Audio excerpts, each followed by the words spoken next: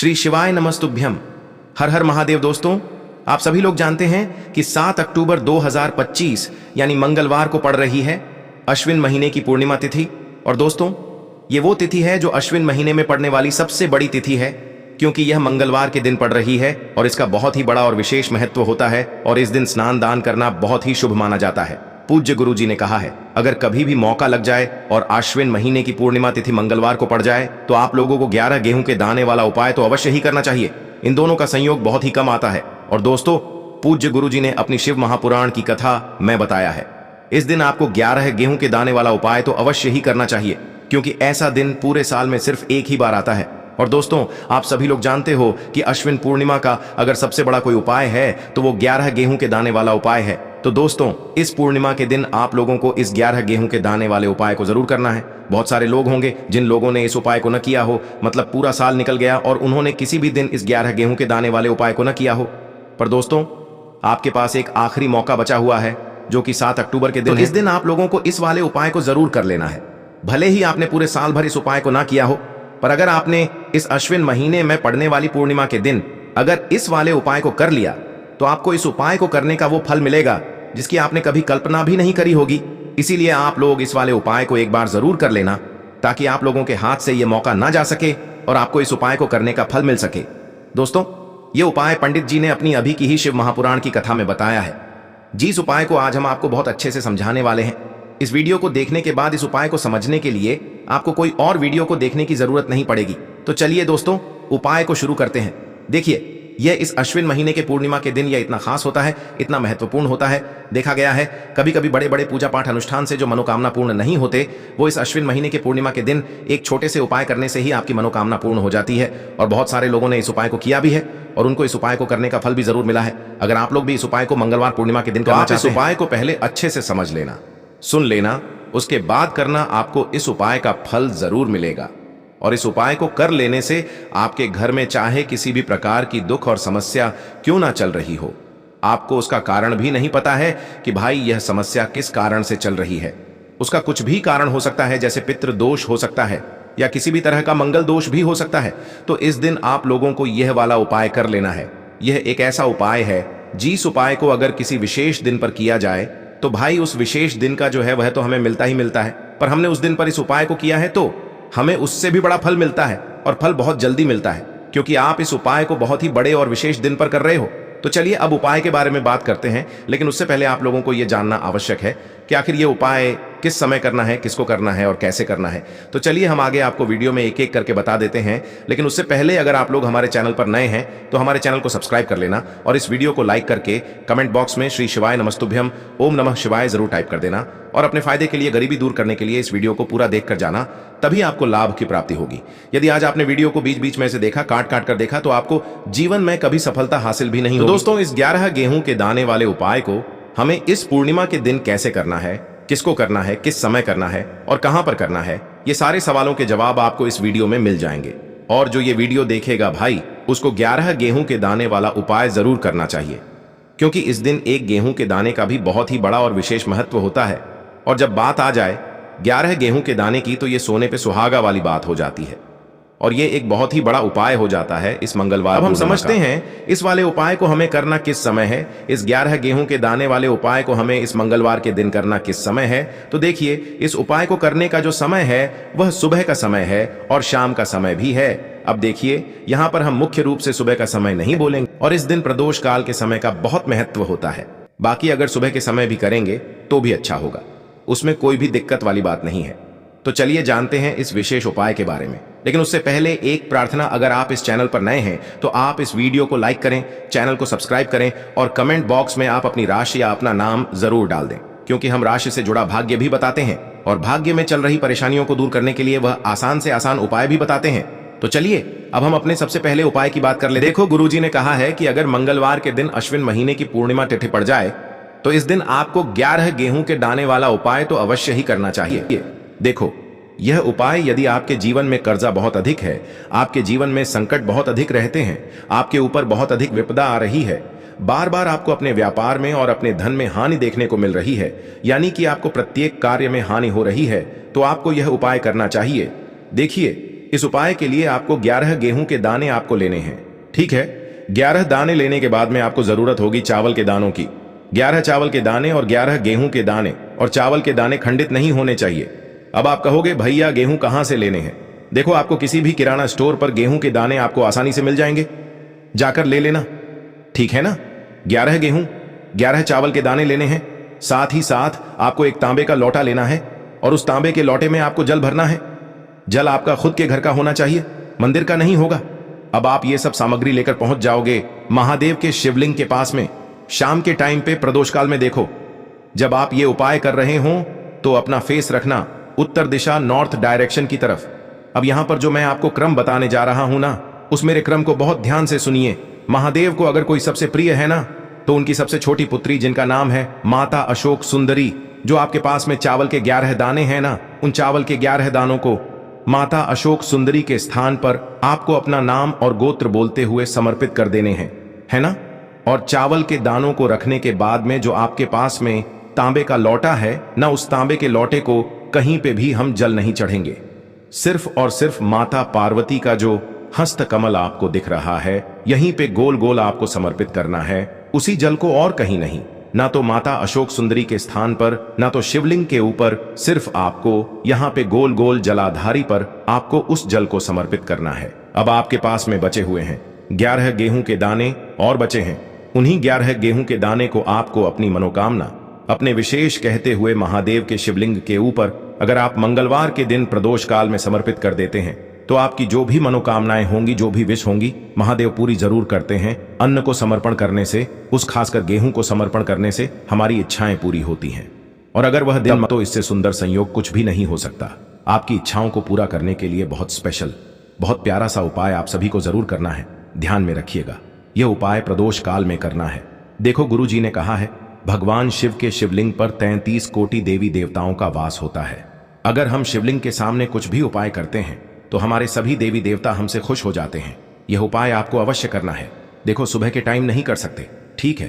अब बात करते हैं अगले उपाय की। देखिए, इस उपाय के लिए आपको मात्र 1 लौंग का जोड़ा लेना है, यानी कि 2 फूल वाली लौंग लेनी है। साथ में आपको मात्र थोड़ा सा शहद लेना होगा, और इसी के साथ में आपको तांबे के पात्र के अंदर शुद्ध जल लेना होगा। अब देखिए, इन सभी सामग्रियों को लेकर के आपको भगवान शिव के मंदिर में पहुंच जाना है। देखें, ये उपाय आप सुबह से लेकर शाम तक कर सकते हैं। तो वो सबसे पहले तो आपके पास जो 2 फूल वाली लौंग हैं, उन्हें आपको शहद के अंदर अच्छे से डुबोना है, यानी कि दोनों लौंग पर आपको अच्छे से शहद का लेपन कर देना है। अब आपको जो आपके पास एक लोटा जल है, सबसे पहले तो उसे शिवलिंग पर धीरे धीरे समर्पित करना है, और श्री शिवाय नमस्तुभ्यम इस मंत्र का जाप करते हुए समर्पित कर देना है। अब आपके पास जो 2 फूल वाली लौंग है, शहद से उसे आपको शिवलिंग पर अर्पित करना है, और आपको प्रार्थना करनी है कि जीवन में जो रोग की स्थिति है वे समाप्त हो, जीवन के जो संकट और समस्याएं हैं वह सभी समाप्त हो, जीवन से जो कर्ज की समस्या है वह समाप्त हो। इस प्रकार से प्रार्थना करते हुए यह जो 2 फूल वाली लौंग ही शहद संयुक्त, इससे आपको शिवलिंग पर अर्पित कर देनी है। आपकी जो भी समस्या होगी इस मंगलवार के दिन अवश्य ही समाप्त हो जाएगी। तो इस प्रकार से आपको पहला उपाय करना है। अब हम बात कर लेते हैं दूसरे उपाय के बारे में। देखिए, देखो, यह उपाय आपके लिए सर्वश्रेष्ठ होने वाला है।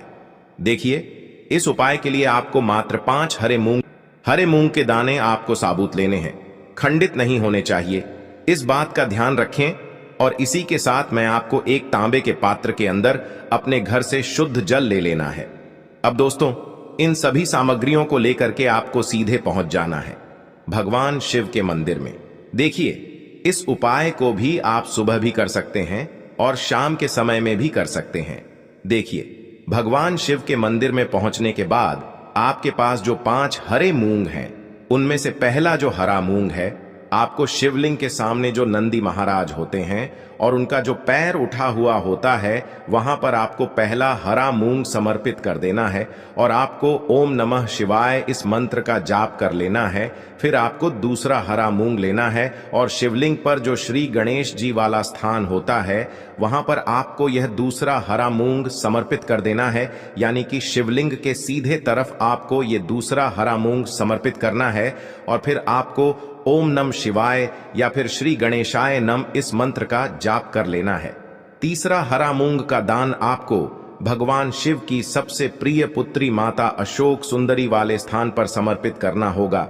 शिवलिंग की जो जलाधारी होती है, जहां से जल बह करके आता है, उसी जलाधारी के बीच में जो कहीं कहीं उठी हुई लाइन होती है सांप की आकृति के रूप में, वहीं पर आपको तीसरा हरा मूंग समर्पित करना है और फिर आपको ओम नमः शिवाय इस मंत्र का जाप कर लेना है।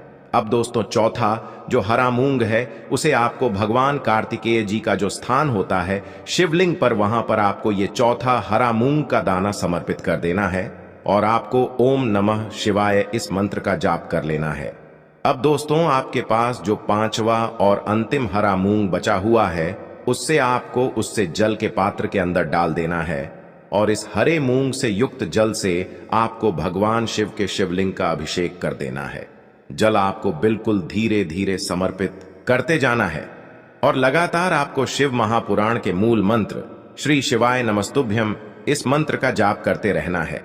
फिर आपको शिवलिंग के सामने बैठकर, यदि आप अपने बच्चों के लिए ये उपाय कर रहे हैं, यदि आप अपने बच्चों की बुद्धि, ज्ञान और विवेक के लिए उपाय कर रहे हैं, तो उसके लिए आपको प्रार्थना कर लेनी है। या फिर व्यापार में वृद्धि करने के लिए ये उपाय कर रहे हैं तो उसकी कामना करते हुए आपको प्रार्थना कर लेनी है।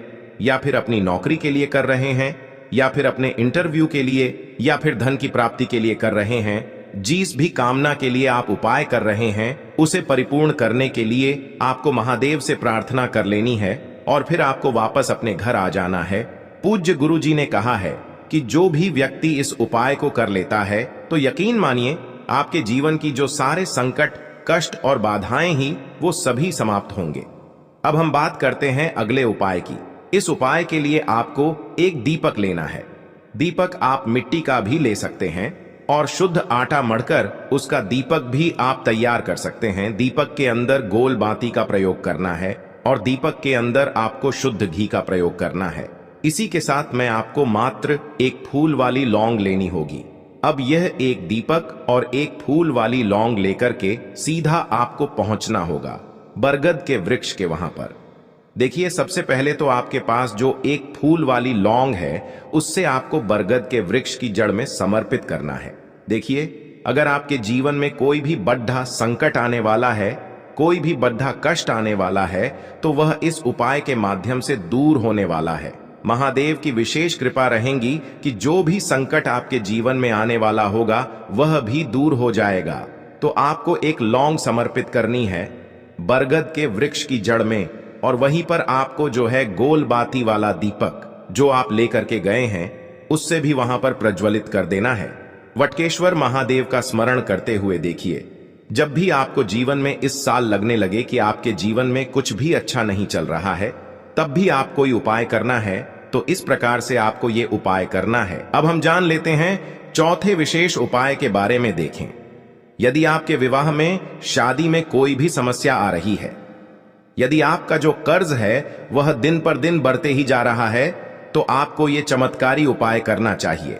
कोई भी समस्या अगर जीवन में है तो उसे दूर करने के लिए आप कोई उपाय करना चाहिए। मंगल दोष से जुड़ी हुई समस्या भी है तब भी आपको ये उपाय करना चाहिए।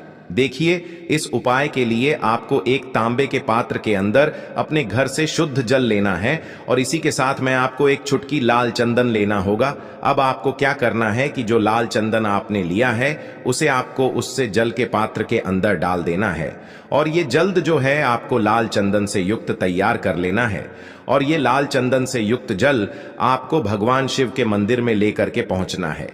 लेकिन ये उपाय भी आप सुबह से लेकर के शाम तक कर सकते हैं। अब दोस्तों, ये जो लाल चंदन से युक्त जल हैं, इससे आपको भगवान शिव के शिवलिंग पर धीरे धीरे अर्पित कर देना है और आपको लगातार श्री शिवाय नमस्तुभ्यम इस मंत्र का जाप करते रहना है। देखिए, यदि आपके जीवन में विवाह से जुड़ी समस्या चल रही है तो आपको मंगलेश्वर महादेव का स्मरण करना है और जीवन में अधिक कर्ज की समस्या है तो आपको आरण मुक्तेश्वर महादेव का स्मरण करना है। देखना, एक दिन आपकी सब तरह की समस्या जल्दी ही समाप्त हो जाएगी। तो इस प्रकार से आपको ये चौथा उपाय करना है। अब हम जान लेते हैं अंतिम और पांचवें उपाय के बारे में। देखिए, मंगलवार का दिन है और हनुमान जी भगवान शिव के रुद्र अवतार हैं, तो यह उपाय और भी खास हो जाता है। तो ये जो उपाय है विशेषकर आपको हनुमान जी के वहां पर ही करना होगा। देखिए, जब भी आपको ऐसा लगने लगे कि आपके जीवन में जो कर्ज है वह समाप्त ही नहीं हो पा रहा है, दिन प्रतिदिन बढ़ते ही जा रहा है, कष्ट जो है वह दिन प्रतिदिन बढ़ते ही जा रहे हैं, कष्ट जो है वह समाप्त ही नहीं हो पा रही है, यानी कि जीवन में जब भी कोई विपदा आती है, संकट आता है, तो हमें संकट मोचन हनुमान जी के मंदिर में जाना चाहिए। लेकिन यह उपाय बहुत ही खास है। इस उपाय के लिए आपको एक चौमुख दीपक तैयार करना होगा। आपको एक दीपक लेना है, दीपक के अंदर 4 बातियां लगानी है। देखो, बाती के लिए आपको मोली वाला धागा आता है कलावा का, उसकी भी बना सकते हैं, या फिर आप सफेद रुई की जो बत्तियां हैं उन्हें भी बना सकते हैं। अब आपको लेना है एक कटोरी सरसों का तेल, और अब इस दीपक के अंदर या तो आपको चमेली का तेल डालना है, या फिर जो आपने एक कटोरी सरसों का तेल लिया है उसमें आपको सरसों का तेल डालना है, और इसी के साथ में आपको मात्र एक फूल वाली लौंग भी लेनी है। देखिए, अब जो ये दीपक है और लौंग है, इन दोनों का आपको हनुमान जी के मंदिर में लेकर के पहुंचना है। अब सबसे पहले तो ये जो चौमुखी दीपक है, इसे आपको हनुमान जी के सामने प्रज्वलित करना है। दीपक को प्रज्वलित करने के बाद आपको वहीं पर एक बार हनुमान चालीसा का पाठ करना है, या फिर आप आरणमोचक मंगल स्तोत्र का पाठ भी कर सकते हैं। अब आपके पास जो एक फूल वाली लोग है, उनसे आपको अपने सीधे हाथ में रखना है। आपको प्रार्थना करनी है हनुमान जी से कि जीवन की जो भी संकट है, विपदा है, वो सभी आपकी कृपा से दूर हो। और ये जो एक लौंग है, इससे भी आपको उससे चौमुखी दीपक के अंदर डाल देनी है और अपनी मनोकामना बोल देना है। गुरु जी कहते हैं कि कुछ दिनों में ही आपकी सब मनोकामना पूरी हो जाएगी। तो इस प्रकार से ये सुंदर सा और सरल सा उपाय करना है। बात कर लेते हैं जो कि है तुलसी जी के पत्तों का बहुत ही चमत्कारिक उपाय। देखिए, हम सभी के घरों में माता तुलसी का पौधा अवश्य ही होता है। तो देखिए, हमें तुलसी जी के पौधे से सबसे पहले तो 3 पत्ते तोड़ने हैं। तो देखिए, तुलसी जी के आपको 3 पत्ते तोड़ लेने हैं, और इन तुलसी जी के पत्तों को तोड़ने के बाद आपको एक छुटकी हल्दी भी अपने साथ में लेनी है। हल्दी के अंदर आपको जल मिलाकर के पेस्ट के रूप में तैयार करना है, और इसी के साथ में आपको एक दीपक भी लेना होगा। दीपक आप मिट्टी का भी ले सकते हैं, आटे का भी ले सकते हैं, और इस दीपक में आपको शुद्ध घी डाल करके इसमें आपको लंबी रुकी बाती का प्रयोग करना है। देखिए दोस्तों, आपके पास है 3 तुलसी जी के पत्ते। तो पहला जो तुलसी जी का पत्ता है, उस पर आपको सबसे पहले तो जो आपने हल्दी ली है उसकी एक बिंदी लगानी है। और पहला जो तुलसी जी का पत्ता है, आपके घर में भगवान विष्णु का चाहे कोई सा भी स्वरूप हो, चाहे लड्डू को गोपाल जी का स्वरूप हो, या फिर भगवान कृष्ण की आपके मंदिर में प्रतिमा हो, या फिर भगवान श्री राम की प्रतिमाएं, उनके सामने आपको पहला तुलसी जी का पत्ता अर्पित करना है। अब देखिए दोस्तों, आपके पास जो 2 तुलसी जी के पत्ते हैं और आपके पास जो एक दीपक हैं, इन्हें आपको लेकर के पहुंचना है अपने ही घर में तुलसी जी के पौधे के पास में। देखिए, सबसे पहले तो आपके पास जो 2 तुलसी जी के पत्ते हैं, उन पर भी आपको हल्दी की एक एक बिंदी लगानी है, और उन दोनों ही तुलसी जी के पत्तों को आपको अपने घर में तुलसी जी के पौधे के वहां पर ही अर्पित